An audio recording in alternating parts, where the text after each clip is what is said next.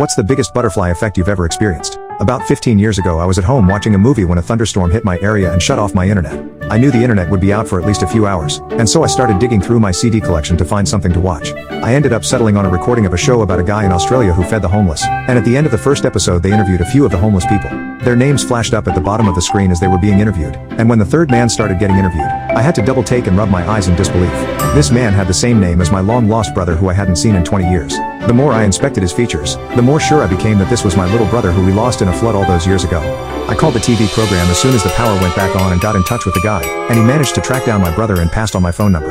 A couple of days after I made the original call, I got a call from my little brother. I couldn't believe it. I started crying as soon as I heard his voice. I told him I was buying him a plane ticket to come live with me right now, and if he refused I swore I'd fly over there and get his butt on that plane myself. He chuckled and agreed. He was on a flight to me that very same day, and I went to pick him up from the airport the next morning.